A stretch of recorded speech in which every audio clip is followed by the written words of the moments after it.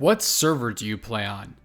I get asked this question a few dozen times every single day, and today I'm going to go into detail on the servers that I play on and why. When you're new to DayZ, you're probably confused on all the minor details. Should you play on a low pop server to learn how to collect supplies and fight zombies, or should you play on a high pop server? A lot of people do go on the low pop servers, and some even only play on low pop servers for getting used to the game.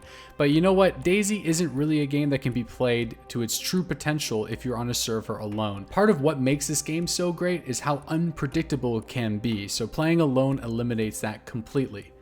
When I play DayZ, the first thing I decide on is what hive I want to play on.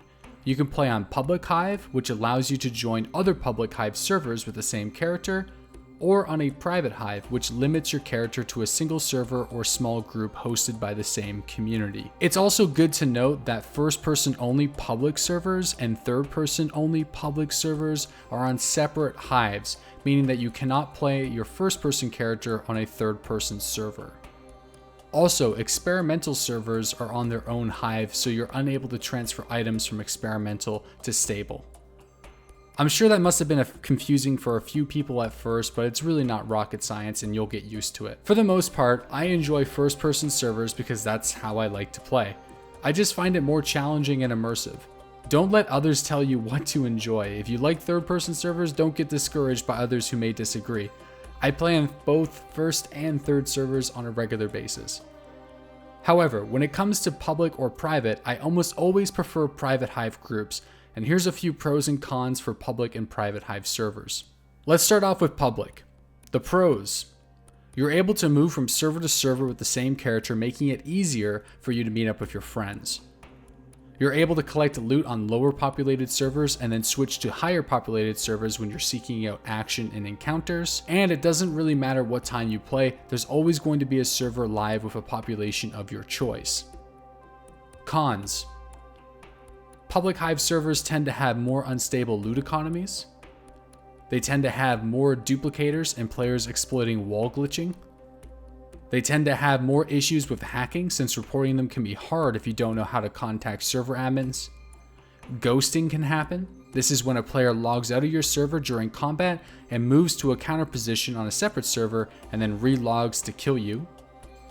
They're usually less policed by server admins.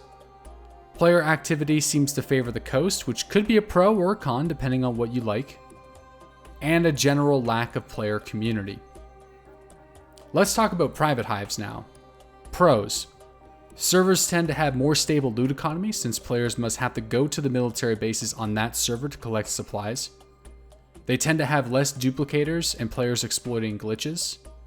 Servers tend to have more active admins and an easy way of reporting cheating. Active player communities, so you can get more engaged and find players with similar playstyles. Player activity is more spread out, and lots of player camps and stashes. Let's talk about some of the cons for private hives. Unable to move your character to a different server. So if you're playing with friends who might be playing on different private hives, no dice, you have to start a new character. Finding barrels and other high quality loot items can be difficult at times, and private hive servers typically are time zone dependent, so you might log in during low points on the server, making it kind of boring. So that's the pros and cons, in my opinion, for public and private hives. If you guys have something to add, make sure that you let me know in the comment section below. The last thing about server choice is ping. Ping is the latency between your connection and the server provider. To keep things simple, the higher the ping, the more desync and latency you'll experience on the server. If you're interested in a high-level PvP, then you should try to play on servers that have the lowest ping possible for your connection. The lower the ping, the faster the response time you'll have in the game. So, what servers do I play on using all of this information? High-populated, first-person, private hives. I do play on some third-person servers too. I set my search filter to 41 minimum players, show full servers, and 150 max ping when I want to find new servers to play on. I'll also include a small list of servers that I typically play on in the description box below, listed from my favorite servers down. I hope you guys found this video useful. I know I get this question a lot, so I hope this will address some of the concerns and some of the questions that people have had about what servers I play on and why. If you found this video useful, make sure you give it a like, subscribe to my YouTube channel for more DayZ content, and you can watch my daily live streams at twitch.tv/deadlyslob every morning at 8:30 a.m. Eastern Standard Time.